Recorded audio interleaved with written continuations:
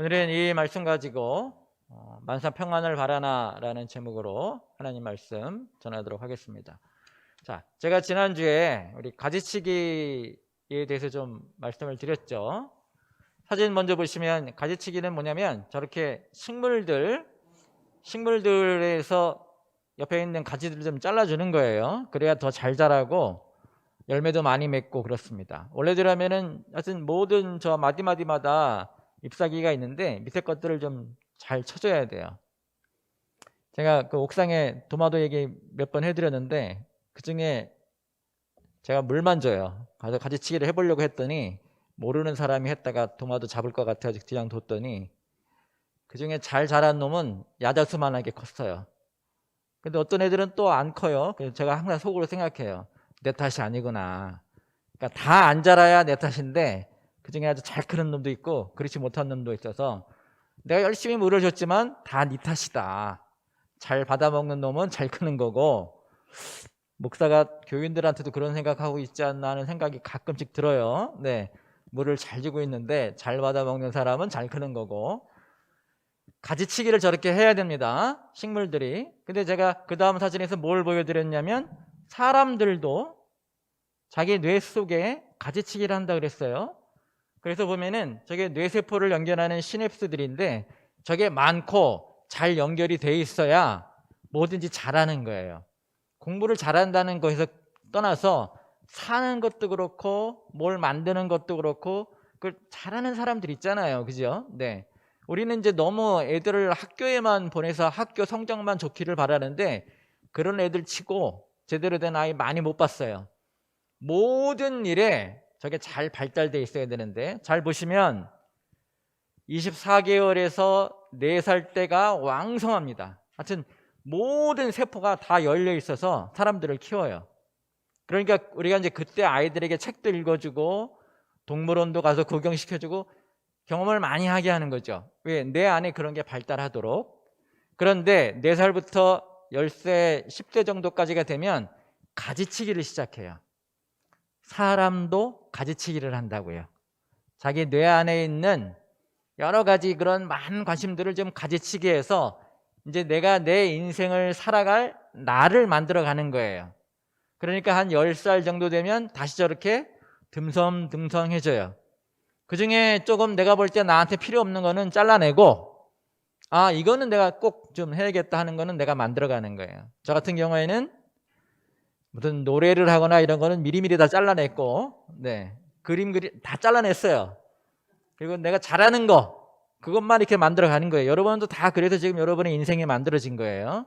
자, 그럼 문제는 뭐냐? 10살 이후로는 그럼 우리가 어떻게 해볼 수 없는 건가? 그래서 이 사진을 하나 더 준비했습니다. 이걸 우리가 뭐라고 부르냐면 가소성이라고 부르는 거예요. 자, 첫 번째 보시면 그냥 네모난 그 박스 안에 뭘 넣어놨죠. 네, 저렇게 생겼는데 만약에 누군가 그 가운데 뭘 꽂으면, 그러니까 뭔가 변화를 준 거예요. 그 다음에 저걸 빼내잖아요. 그래도 저 모양을 유지해요. 그걸 소성이라 그래요. 우리가 이렇게 철사 같은 거 휘어놓으면 휜 상태로 있죠. 그걸 소성이라고 부르는 거예요. 다른 말로 하면 변화를 주면 변화에 적응해서 그 상태를 유지한다 이 말이에요. 근데 우리 인간이 가지고 있는 모든 신체 기능 중에 예를 들면 팔을 꺾어 놓으면 그대로 있느냐? 그렇지 않죠. 돌아오죠. 그죠? 피부를 누르면 돌아오잖아요. 피부를 눌러놨는데 돌아오지 않으면 병인 거예요. 병원에 가셔야 되는 거예요. 그런데 우리의 뇌는, 우리의 인생을 이끌어가는 뇌는 그 안에 뭔가 변화가 있잖아요. 그럼 그걸 유지해요. 그래서 새로운 습관도 만들어내고 그전에 관심이 없던 것도 또 열심히 하게 되고 이래요.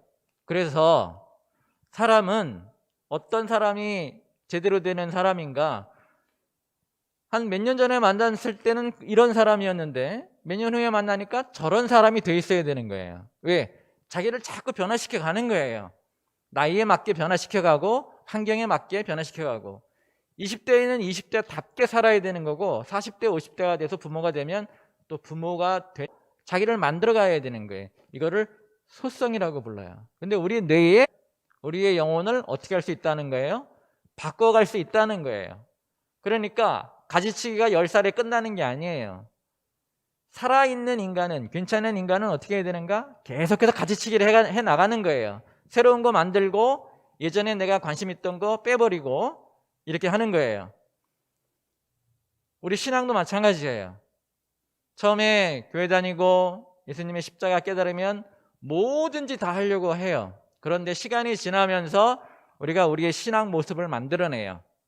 교회는 해야 될 일들이 여러 가지인데 한 사람이 그 모든 걸 다 하는 건 아니에요. 각자 자기에게 맡겨진 일들이 있는 거예요. 그래서 여럿이 모여서, 지체가 모여서 교회가 다 이렇게 할 것 같지만 시간이 지나면서 하나님이 내게 맡기신 역할들을 찾아가야 되는 거예요. 이 가지치기를 꾸준히 하고 있어야 돼요. 그래서 교회를 다니는 사람들 보면 처음에 예수님 믿고 구원 받으면 굉장히 열심히 합니다. 저도 마찬가지였고요. 주일학교 교사도 하고 뭐 할 수 있는 건 다 하죠. 그러다가 어느 시기가 오면 이제 또 교회가 좀 싫어집니다. 주로 하는 것부터 볼게요. 지금 우리 얘기가 어떻게 진행되고 있냐면 여기가 이스라엘인데 솔로몬이 우상 숭배를 했기 때문에 그 결과로 북왕국과 남왕국으로 나라가 두 개로 나뉘었죠. 그래서 북왕국에는 여로보암, 솔로몬의 부하였습니다. 여로보암이 10개의 지파를 묶어서 북왕국 이스라엘을 만들어버렸고, 남왕국에서는 르호보암, 솔로몬의 아들이죠. 솔로몬의 아들이 유대 지파와 그 베냐민 지파 두 지파를 합쳐서 남왕국 유다 이렇게. 그래서 우리가 이스라엘 하지만 분열왕국 시대에는 이스라엘 그러면 북왕국을 말합니다. 자, 근데 저렇게 나눠놨는데 우리나라로 하면 38선이죠. 38선 밑에 예루살렘이 있기 때문에 북왕국에서 사람들이 예배드리러 자꾸 예루살렘으로 오니까 여로보암이 못 가게 막았어요. 아, 이러다가 우리 나라 뺏기는 거 아니야? 막아놓고 산당을 만들어버렸죠. 그래서 북왕국은 시작부터 우상숭배로 빠져듭니다. 그 다음에 남왕국도 마찬가지고요. 자, 저 상태에서 북왕국에 누가 등장하냐면 아합 왕이 등장해요. 가장 악한 왕이었어요. 그 아내가 이세벨이었는데 그 두 사람이 바알신을 섬기는 사람들이었죠. 그래서 나라 전체를 바알신을 섬기는 사람들로 만들어버린 거예요. 왕을 잘 뽑아야 됩니다. 네, 어떻게 나라를 끌고 갈지 모릅니다. 네, 그런데 지금은 민주주의 국가이기 때문에 우리가 얼마든지 우리 의견으로 바꿀 수도 있어요. 하여튼 저렇게 돼버린 거예요. 자, 그래서 오늘은 무슨 본문이 뭐냐면 그 북왕국의 가장 악한 왕 아합 왕에게 어떤 일이 생기는가? 엘리야라고 하는 선지자가 나타나서 대결을 벌이기 시작을 합니다. 아합 왕이 가장 악했어요. 근데 그 사람들이 섬기는 바알은 어느 신이냐면 비의 신이에요. 그냥 간단하게 말하면 비의 신이에요. 비가 오게 하는 거예요. 이스라엘의 문제는 뭐였는가? 광야를 다닐 때는 먹고 사는 게 문제였고 잠잘 곳이 문제였는데 가나안에 정착한 이후로는 이제 뭐가 문제인가? 집도 있고 밭도 있는데 뭐가 문제인가? 비가 문제였어요. 농사를 지어야 되는데 비가 제때 안 오면, 그러니까 이 사람들이 하나님을 쭉 믿다가 가나안에 정착한 이후로 하나님이 선물로 주신 거죠. 가만 보니까 봄에 비가 와야 되는데 비가 안 오거든요. 하나님께 기도하고 비를 달라고 하면 하나님 말씀은 늘 바르게 살아라, 이웃을 도와라, 이런 얘기하고 계신데 가만히 가나안 사람들이 섬기는 바알을 보니까 바알은 이미 손에 뭘 들고 있냐면 번개를 들고 있어요. 비를 내리는 신이라고 자기들이 믿고, 이 사람들은 비가 안 오면 가서 바알에게 기도해. 그러면 무슨 일이 생겨요? 비가 오죠. 네, 제가 이 비법은 항상 말씀드렸어요. 비가 하도 안 와서 바알 신에게 기도하면 비가 내린다. 왜 그러죠? 비가 안 왔기 때문에 비가 오는 때가 되는 거예요. 그죠?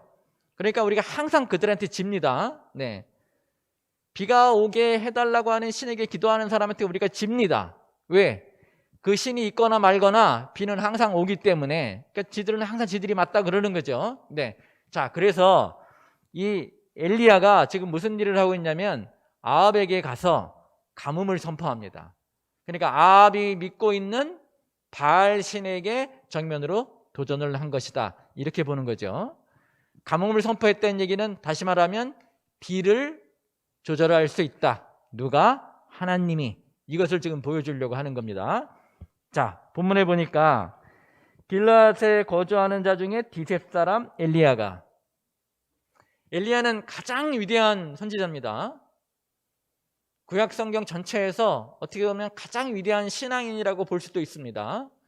모세가 있긴 하지만 엘리야는 병거 타고 하늘에 올라간 사람이고요. 나중에 예수님이 오실 때도 엘리야가 먼저 온다는 선포가 되어 있고, 침례 요한이 등장했을 때도 사람들이 제다 가서 뭐라 그랬어요? 엘리야가 아니냐라고 했고, 예수님 하늘로 올라가실 때도 엘리야가 우편에 있더라. 이렇게. 그러니까 대단한 선지자죠. 위대한 사람이에요. 감히 따라가지 못할 정도의 사람이에요. 그런데 17장 1절에 엘리야에 대한 소개가 너무 허접해. 뭐라고 했냐? 길르앗에 우거하는 자 중에 디셉 사람 엘리야가, 지나가다가 한 사람 뽑은 것처럼 말하잖아요. 그죠? 네. 길르앗에 많은 사람들이 살고 있는데 그렇게 살고 있는 사람 중에 디셉에서 온 사람 엘리야. 이 사람이 어디서 태어났는지, 무엇을 하는 사람인지, 가족은 어떤지 이런 게 자세히 소개가 안 돼 있어요. 이 초반에. 보통 성경에서는 위대한 사람을 소개할 때 주로 무슨 얘기가 먼저 나옵니까? 꿈에, 그죠? 천사가 나타나 아들을 낳으리니 그 이름을 무엇이라 하라. 이게 보통 위대한 사람의 소개였는데, 우리가 지금 보고 있는 이 엘리야는 하나님이 뭘 강조하시나? 너희들과 같은 사람 중에 한 명이다. 이것을 상당히 강조하시는 것 같아요. 모세가 태어날 때만 해도 모세의 태어나는 이야기가 자세히 기록되어 있고, 예수님 태어나실 때도 예수님 태어나시는 이야기가 자세히 기록되어 있고, 침례 요한이 올 때도 침례 요한에 대한 얘기가 부모가 누구였으며 어떻게 태어날 것이며 자세히 기록되어 있는데, 이건 정말 길에 지나다가 한 사람 만난 사람처럼 길르앗에 거주하는 많은 사람 중에 그 중에 디셉 사람 엘리야가 이렇게,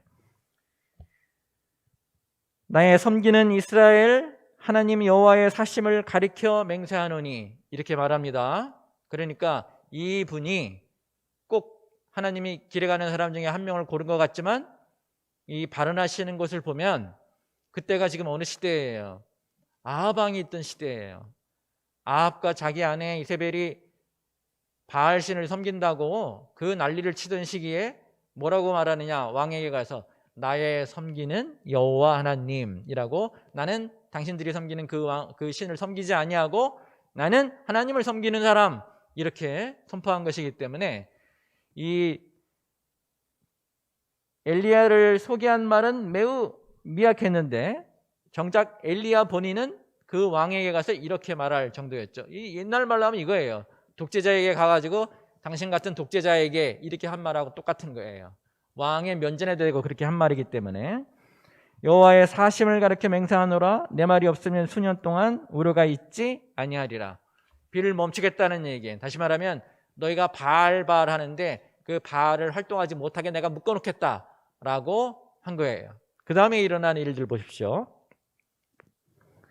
2절에 여호와의 말씀이 엘리야에게 임하여 가라사대 너는 여기서 떠나 동으로 가서 요단 앞 그릿시냇가에 숨고. 이게 재밌는 말이에요. 자, 지금 비가 안 올 거라고 선포했어요. 그러면 그 다음 날부터 비가 안 오기 시작할 거잖아요. 그런데 사람들은 그 사실을 알아요, 몰라요? 몰라요. 이 고통은 언제부터 시작되는 거예요? 적어도 몇 개월이 지나야 이거 봐라, 진짜 비가 안 오네. 그리고 그때 숨어도 가능한 일인데 지금 이 말을 선포하고 바로 숨어버린 거예요. 하나님이 숨으라고 하셨어요. 그 얘기는 엘리야가 선포한 말이 진짜라는 얘기예요. 본인이 숨어버렸기 때문에. 본인이 아무리 떠들어도 본인이 거기 남아 있었으면 이 일은 진짜 일어나지 않을 것인데, 본인이 그 얘기를 해버리고 바로 숨으러 갔어요. 그릿 시냇가로. 이 얘기가, 그래서 이분이 하신 말이 진짜다, 본인이 삶으로 보여주신 것이다, 이렇게 하죠. 예전에 우리 원로 목사님이 하시는 말씀 중에 어느 교회가 비가 오게 해달라고 그렇게 기도하고 몇 주 후에 비가 오게 했어요. 비가 오게 했어요. 그 다음날 그날 아침에 오는데 다른 집사님들은 그냥 오는데 그중에 꼬마 아이 하나만, 여자 아이 하나만 우산을 들고 오더라. 햇빛이 쨍쨍 내리쬐는데. 그래서 사람들이, 이 원로 목사님 하신 얘기예요. 사람들이 물어봤죠. 야, 이렇게 쨍쨍 날이 좋은데 왜 우산을 들고 가냐? 그랬더니 그 여자아이가 우리가 며칠 동안 비가 오게 해달라고 기도했으니까 오늘 비가 올 것 같다. 그래서 진짜 믿음은 어떤 믿음이냐? 진짜 이 사람들은 뭘 놓고 기도한 거냐? 비가 오라고 기도한 거냐? 아니면 비가 안 올 거라고 생각하고 기도한 거냐? 이런 얘기 하셨는데 여기에 해당하는 말이에요. 앞으로 비가 안 올 겁니다 라고 하고 본인은 이제 저 사람들이 자기에게 크게 해코지 할 것이니까 숨으로 갔단 말이에요. 그러니까 이게 진짜예요. 본인이 그렇게 생각하고 진짜로 했다는 것을 우리가 볼 수 있습니다. 그리고 가가지고 어떻게 했는가? 4절에 보니까 그 시냇물을 마시고, 이제 이 시냇물도 나중에 비가 안 오면서 그쳤죠. 7절에 보면 그 표현이 나오죠. 까마귀들을 명하여 거기서 너를 먹이게 하라. 까마귀들이 고기를 가져오는, 여러분 새 보면은 그 자기 새끼들 먹이느라고 새들이 입에다가 넣어주잖아요. 설마 까마귀가 사람이 먹을 만큼의 양을 갖고 올까 싶기도 하고요. 그죠? 뭐 삼겹살 한 근을 물고 오겠어요? 아니면 손바닥에 떨어질 그런 양만 물고 오겠죠. 이따가 한번 제가 예전에 사람들이 이것을 어떻게 표현했는지 그림으로 한번 보여드리겠습니다. 그래서 5절에 보니까 저가 여호와의 말씀과 같이 하여 곧 가서 요단 앞 그리 시냇가에 머물매. 6절에 까마귀들이 아침에도 떡과 우기를 저녁에도 떡과 우기를 가져왔고 저가 시냇물을 마셨더니 땅에 비가 내리지 않으므로 얼마 후에 그 시내가 마르니라. 이렇게 3년 동안 숨어 있었죠. 그리고 다시 나타나서 바알의 그런 선지자들과 대결을 벌여서 비를 오게 하신 분. 그래서 그 당시에 이 사람들이 바알 신을 섬길 때 그것이 얼마나 허황된 일인 것인가를 보여주고 하나님은 살아계시다, 하나님의 역사하심이 여기 있도다를 보여준 엘리야. 그래서 우리가 어려운 일이 있을 때마다 엘리야 엘리야 하는 이유죠. 이게 지금 오늘 본문의 내용입니다. 싸움의 시작 부분입니다. 자, 여기서 제가 뭘 보려고 하냐면 숨어라라는 표현이에요. 자, 저게 지금 한 200년 전에 사람들이 그린 엘리야의 모습입니다. 엘리야가 보이십니까? 엘리야가 보여요? 나무 밑에 쭉 따라오다 보면 한 사람이 엎드려 있죠. 그리고 어짜 바로 위 가지에 뭐가 앉아 있어요? 검은색 뭐가 앉아 있는 것 같아요? 잘 안 보이셔요? 까마귀가 앉아 있습니다. 그 까마귀를 자세히 보면 입에 고기를 물고 있습니다. 자, 엘리야의 그림이 많은데 제가 왜 이 그림을 선택했나? 우리가 엘리야가 어딘가에 숨어 있었다 그러면은 우리나라에도 산도 많고 이렇잖아요. 거기 어디 숨은 것 같은데 사실은 어디에 숨은 거예요? 이런 광야, 아무도 없는 곳, 아합이 찾아올 수 없는 곳에 딱 봐도 엘리야가 보이지 않는, 엘리야가 여기 있습니다. 보이세요 이제? 저런 곳에 숨어 있었어요. 딱 주변을 보세요. 먹을 게 있는 것처럼 보이시나요? 없습니다. 왜 까마귀가 고기와 떡을 갖고 와야 되는지 보이시죠? 저기 흐르는 시냇가는 이제 곧 마를 겁니다. 엘리야가 누굽니까? 구약시대의 위대한 선지자예요. 모든 선지자 중에 대왕 선지자예요. 가장 위대한 사람이에요. 근데 하나님이 부탁하신 그 일을 하고 딱 가서 하루 한마디만 했어요. 모세처럼 여러 번 가서 싸운 것도 아니에요. 그 다음에 어떻게 했다고요? 3년 동안 저렇게 숨어 있었어요. 오늘 하나님이 선포하러 가신 말씀을 선포한 후에 엘리야가 한 것을 보면 떠난다, 숨는다, 까마귀가 주는 먹이를 먹고 있다, 이거예요. 여러분 혹시 새를 키워보셨습니까? 이 그 쇠장 안에 넣어두죠. 예전에 저희 어머님이 새를 좀 키워봤는데요, 장난 아니에요. 이 먹이를 먹으면 온 방 안에 다 흩어나. 똥도 장난도 아니야. 그걸 왜 키웠는지 지금도 가서 물어보고 싶어. 왜 이렇게 새를 키워가지고. 근데 그 새를 볼 때마다 무슨 생각이 들어요? 너도 참 인생이 안 됐다. 날아다녀야 되는데 그런 새장 안에. 근데 까마귀가 자기 입으로 떡과 고기를 갖다 주면서 엘리야에게 무슨 생각을 했을까요? 너도 참 인생이 안 됐다. 오죽하면 여기 숨어서 새가 갖다 주는 떡과 고기를 먹고 있느냐라고 생각하지 않았을까요? 우리가 여기서 뭘 봐야 되는가? 하나님이 부르셔서 특별히 특별한 사람이 되었는데, 특별한 사람이 되었다는 얘기는 다른 말로 하면 뭐예요? 특별한 어려움을 겪고 있다, 특별한 고난을 겪고 있다, 이렇게 보셔야 된다 이 말이에요. 우리는 엘리야를 만나면 하나님의 대단한 사람이라고 생각하지만 엘리야 개인의 인생은 이제부터 어떻게 됐는가? 그전에 어떻게 살았는지 몰라요. 그냥 성경에 그렇게 표현되어 있어요. 길르앗에 사는 사람 중에 디셉 사람 하나, 그러니까 어떤 출신인지 무슨 일을 한 사람인지 행복한 사람인지 부모가 누군지도 몰라. 근데 가서 하나님이 맡기신 일을 하고 그 다음부터 어떻게 했어요? 꽁꽁 숨어서 살기 시작했어요. 아무도 없는 곳에 혼자 살고 먹는 것도 변변치 않았고 사는 것도 변변치 않았고 누가 봐도 이상하게 살았어요.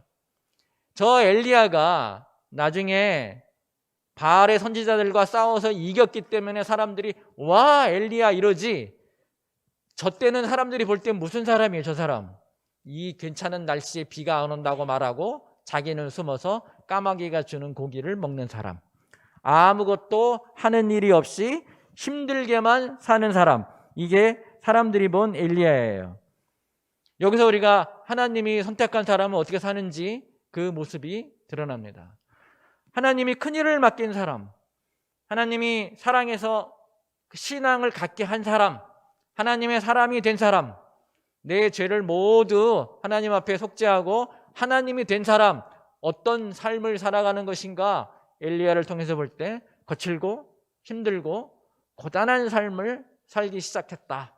그런데 구약 전체를 볼 때 하나님이 사랑한 사람들 꼽으라 그러면 우리는 누구를 꼽을 수 있습니까? 엘리야를 꼽지요. 그죠? 하나님의 사랑은 그러니까 어떻다는 거예요? 거칠어요. 우리를 광야 속에 내보내시고 우리를 저렇게 숨어있게 하시고 우리를 새가 갖다주는 먹이를 먹게 하는 사람으로 만들어버리는 게 어쩌면 하나님의 사랑인지도 모릅니다. 왜 그러는가? 이 세상이 어떤 세상이기 때문에, 하나님에게 거하는, 하나님에게 반대하는 세상이기 때문에, 하나님을 거스르는 세상이기 때문에 우리가 이런 세상에서 하나님을 믿고 산다는 것 자체가 어떤 거예요? 큰 파도를 맞는 것이고 어려움을 겪는 것이고 외롭고 괴롭고 힘들고 살아가는 일들이 너무 어려운 그런 삶을 살아가는 특성이 있다. 이것을 우리가 깨달아야 됩니다. 그러니까 앞으로 우리가 신앙생활을 한다는 건 다른 말로 하면 무슨 말을 하는 거예요? 우리는 때로 하나님의 사랑 때문에 이 정말로 힘들고 어려운 이 외로움, 괴로움, 그리고 다른 사람들 행복하게 살 때 행복하지 못한 그런 삶을 살아야 한다. 세상 모든 사람들이 다 바알 할 때 그 많은 사람 앞에 가가지고 살아계신 여호와의 사심을 가리켜 맹세하노니, 그래서 사람들 모두에게 지탄을 받는, 권력을 쥐고 있는 사람들에게 욕을 먹는 그런 삶을 살아갈 수도 있다. 이게 하나님의 사랑이다. 이렇게 우리가 깨달아야 된다 이 말입니다. 제가 여러분 보고 모두 엘리야가 돼가지고 지금 당장, 요즘은 청와대가 아니죠, 어딘가에 가가지고 누구랑 싸워라는 얘기가 아니에요. 그러면 모두가 엘리야이겠죠. 모두가 엘리야일 필요는 없어요. 그러나 여러분은 여러분 인생에 뭐가 되어야 되나? 엘리야가 되어야 됩니다. 여러분 인생의 엘리야가 되어야 됩니다. 나라를 위한 엘리야, 전 세계를 위한 엘리야가 아니라 여러분 인생, 여러분 개별 인생의 여러분 스스로가 엘리야가 되어야 됩니다. 어떤 게 옳은 것인지 그른 것인지, 어떤 게 하나님이 우리 보고 시키신 일인지를 깨달아서 내 스스로에게 하나님의 사심을 가리켜 맹세하노니 내가 이렇게 하리라 라는 말을 할 수 있는 사람이 되어야 된다, 이런 말입니다. 여러분이 가서 가뭄을 선포하라는 얘기가 아니라 여러분 인생에 여러분이 꼭 해야 되는 일에 여러분이 그 길로 나서야 되는 거예요. 지금까지 살아온 것이 사람들에 의해서 또는 그 죄 많은 사람들에 의해서 끌려 살아왔다면 언젠가는 여러분 제대로 서서 이제 나는 이렇게 살 것이 아니라 하나님이 내게 맡기신 일대로 살아야 한다라고 선포할 줄 알아야 되고, 그렇게 선포했기 때문에 힘들고 어렵고 그리고 고통스러울 줄도, 그리고 그것을 감당해야 될 줄도 알아야 한다 이 말입니다. 왜? 하나님이 이렇게 시키셨기 때문에. 우리가 신앙의 길로 들어섰다는 것은 내가 생각하는 삶이 아니라 하나님이 생각하는 삶을 살겠다는 신앙의 결단이기 때문에 우리는 어떻게 해야 돼요? 내 스스로에게 엘리야임을 선포하고 마치 엘리야가 저렇게 고생했던 것처럼 나도 하나님이 나를 사랑하심으로 그 고난의 길로 들어설 줄 알아야 한다. 이 고백이 있어야 된다는 것이죠. 자, 이 고백을 가지고 우리들의 신앙을 보면 제가 항상 이렇게 표현합니다. 만사 평안을 바라고 있는가? 우리는 우리 신앙 자체가 너무 만사 평안을 바라고 있어요. 목사님, 그게 성경에서 우리에게 주시는 거 아닌가요? 아니요. 성경에는 뭐라고 표현되어 있는가? 만사 형통이라고 표현이 되어 있어요. 만사 형통은 만사 평안이 아닙니다. 만사 형통은 모든 것이 하나님 원하시는 길로 가야 되기 때문에 때로는 저렇게 어려운 길로 나가야 된다, 이런 말이에요. 이스라엘과 유다 두 왕국이 전부 우상 숭배로 했을 때 하나님이 원하는 만사 형통은 뭐였어요? 다시 하나님께 돌아오는 것이죠. 그러니까 하나님께 돌아오게 하기 위해서는 어떻게 해야 되는 거예요? 만사 평안을 버리고 만사 형통으로 갈 수 있어야 된다, 이 말이에요. 혹시 우리 신앙이 요즘에 많은 사람들이 비판하듯이 너무 관객 신앙, 바라만 보는, 그냥 주일날 교회 와서 좀 시원한 곳에 안락한 의자에 앉아서 예배가 어떻게 돌아가는지, 찬양은 잘 부르는지, 목사님 설교하시는지 보고 다시 또 차 타고 집에 가서 평안한 곳에 별일 없이, 그래서 기도 제목 물어보면 항상 그거죠. 아프지 않고, 어려운 일 없고, 애들 잘 크고, 그죠? 네. 혹시 우리가 그런 만사 평안을 우리 신앙의 목표로 삼고 있는 것은 아닌지, 사실은 하나님이 원하시는 건 만사 형통이었고, 만사 형통, 모든 게 통하고 하나님의 뜻대로 되는데 그렇게 되지 않기 때문에 하나님이 누구를 보내셔요? 우리를 보내셔서 막힌 곳을 뚫으라, 뒤돌아 서 있는 사람을 새로 세우라, 거친 폭풍우나 파도가 몰려올 때 막아 서라, 가서 아니라고 말해라. 새벽에 일찍 일어나서 기도해야 된다. 어떨 때는 우리가 이것을 할 줄 알아야 된다 라고 해야 되는데 그 모든 것 다 접어버리고 그저 평안하기만을, 그냥 소파 위에 누워서 TV 보는 것처럼 내 삶이 그러기만을 바라고 있는 것은 아닌지. 다시 원점으로 돌아가서 왜 하나님의 백성들의 나라인 이스라엘과 유다가 우상 숭배로 넘어갔는가? 이유는 하나예요. 만사 평안을 바라기 때문이에요. 그냥 곡식이 많이 열려서 내가 평안하게 살았으면 좋겠다. 하나님이 내게 맡기신 일은 다 상관없고 내가 제사장 나라라는 큰 비전도 상관이 없고 나는 그냥 우리 밭에서 비가 제때 와서 잘 살았으면 좋겠다. 이러고 살기 때문에 생긴 일은 아닌지 돌아봐야 됩니다. 우리 신앙의 목표는 만사 평안이 아닙니다. 우리 신앙의 목표는 만사 형통입니다. 만사 형통은 다른 말로 하면 무엇인가? 하나님이 원하시는 길로 가는 거예요. 막힌 것을 뚫어내야 되는 거예요. 굽어진 것을 펴게 해야 되고, 그래서 예수님 오셨을 때 침례 요한의 설교가 그거예요. 굽힌 길을 펴게 하고 길을 예비하라 라고 하신 게 이 이유입니다. 여러분 어떻게 하셔야 됩니까? 우리 스스로 우리 삶 속에서 너무 평안한 것만 바라보는, 아무 일도 없기를, 그저 건강하게 잘 살기를 바라는 것이 하나님이 원하시는 신앙이 아니라, 하나님이 원하시는 신앙은 각자에게 맡겨진 일, 단순히 교회의 일만 얘기하는 것 아닙니다.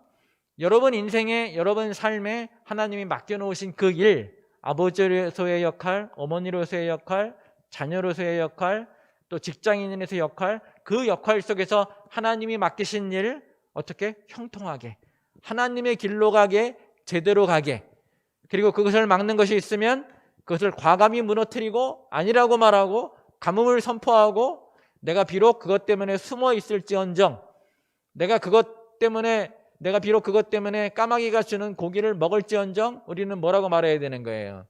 살아계신 하나님의 이름으로 아니라고 말해야 할 줄 알아야 되는 거예요. 여러분 거울을 보고 여러분 스스로도 뭐라고 말할 줄 알아야 되는 거예요. 이렇게 사는 건 아니라고 말해야 되는 거예요. 그게 지금 우리가 오늘 이 엘리야가 아하방에게 가서 가뭄을 선포할 때 보아야 하는 나의 모습입니다. 나도 가서 가뭄을 선포해야 돼요. 이렇게 평안만을 바라는 건 아니다. 이렇게 그냥 살아가는 건 아니다 라고 말할 줄 알아야 합니다. 자, 그래서 저도 여러분에게 이렇게 권면합니다. 지난주하고 똑같습니다. 삶을 키우셔야 됩니다. 선포할 줄 아셔야 됩니다. 어느 날 갑자기 여러분 일어나서 말씀하셔야 돼요. 이건 아니다. 내가 지금 이렇게 살아가는 모습은 아니다라고 말하셔야 돼요. 다른 사람이 말하면 잔소리가 됩니다. 내가 나 스스로에게 말하면 성령이 말씀하시는 것입니다. 왜? 하나님이 나를 깨닫게 하셨기 때문에 그렇습니다. 근데 다른 사람이 말하면 다른 사람이 말했기 때문에 하지 않아요. 심지어 목사가 말을 해도 목사님이 말을 했기 때문에. 지금 사실은 당장 내일 아침부터 열심히 신앙생활 할 건데 오늘 목사님이 설교 때 말했기 때문에 내가 목사님이 말한 걸 지키는 게 너무 자존심이 상해서 안 하려고 하시는 분도 있어요. 저도 그랬으니까요. 어떻게 해야 되는가? 본인 스스로 말하셔야 돼요. 이것은 이렇게 사는 것은 아니다라고 선포할 줄 아셔야 되고, 두 번째는 싸울 줄 알아야 됩니다. 아닌 건 아닌 거고 바꿔야 될 건 바꿔야 되는 것입니다. 지금까지 내가 쭉 이렇게 살아왔는데 지금 와서 바꾸는 건 너무 그렇다. 그렇지 않습니다. 여러분 싸울 줄 아셔야 됩니다. 바꿔내야 됩니다. 여러분 자신과 싸울 줄 알아야 됩니다. 지금까지 내가 신앙이라고 생각하면 이렇게 살아왔던 것이 하나님 보시기에 아니라면 내 삶에 과감하게 가뭄을 선포하고, 그것 때문에 내가 어려움을 겪더라도 거친 비바람을 맞아야 되고 밖에 나가 있어야 되고 숨어 있어야 되고 피해야 되고 먹는 게 시원찮아져서 까마귀가 고기를 갖다 준다고 할지라도 하나님이 원하시는 길로 가는 사람이 되어야 됩니다. 그게 하나님이 원하시는 사랑입니다. 하나님의 담대함. 그냥 길르앗에 살고 있는 디셉 사람 하나를 부르셨어요. 그리고 그 사람 보고 가서 아니라고 말을 해라.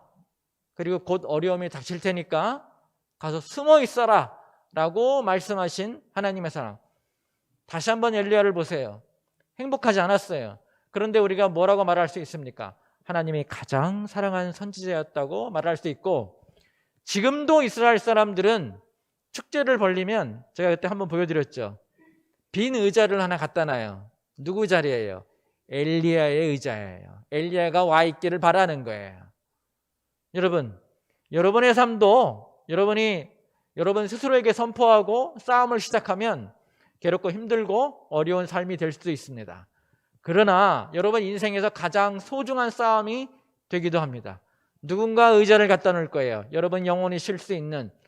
왜? 하나님이 여러분을 사랑하시는 방식이 그렇기 때문에 그렇습니다. 평안을 바라지 마세요. 안락함을 원하지 마세요. 하나님의 길을 바라세요. 만사 평안이 우리의 신앙의 목표가 아닙니다. 만사 형통입니다. 하나님이 원하시는 길, 하나님이 원하는 삶의 방식으로 사셔야 됩니다. 지금까지 우리가 그렇게 살아왔다면 오늘 엘리야처럼 우리는 어떻게 해야 돼요? 우리 스스로에게 아니라고 선포하고 내일 아침부터 당장 숨어서 지내야 될지도 모르지만, 내일 아침부터 당장 내가 하는 일에서 어려움을 겪을지도 모르지만 하나님이 원하시는 길로, 나를 바꾸는 길로 나가는 사람들이 되어야 될 것입니다. 선한 능력으로 우리는 우리를 바꿀 수 있습니다. 이 설교 전체가 지금 어디에 초점을 두고 있는가? 우리가 바꿔야 한다. 어떻게 바꾸는 것인가? 하나님의 사랑으로. 근데 하나님의 사랑이 어떻다? 거칠어요. 우리를 강하게 하셔요. 그리고 하나님이 이렇게 강하게 하시는 이유는 그런 어려움이 아무것도 아니기 때문에. 아까 그림 보셨죠? 그 큰 광야에 누구만 홀려 있어요? 엘리야만 혼자 있어요. 저는 신앙인이라면 여러분 인생의 어떤 특정한 때에는 정말 아무도 없는 곳에 혼자 있어야 돼요. 혼자 내가 어떤 사람인지, 내가 왜 여기에 와 있는지 하는 그 하나님의 거친 사랑을 경험해야 여러분이 살아가면서 겪게 되는 모든 일을 다 이기는 사람이 됩니다. 엘리야 숨어 있었습니다. 아무도 없었어요. 밥을 갖다 주는 사람도 없었기 때문에, 밥을 해 먹을 수 있는 환경도 안 됐기 때문에 까마귀가 고기를 갖다 준 거예요. 오늘 우리 삶에도 그런 시간이 필요합니다. 아니라고 말하고 삶을 바꾸는 시간, 내가 여태까지 살아온 것을 다 가지치게 하고 하나님이 원하시는 길로 가는 그런 신앙, 선한 능력으로 바꿔가는 신앙, 그런 신앙 가지시기를 주님의 이름으로 축원합니다.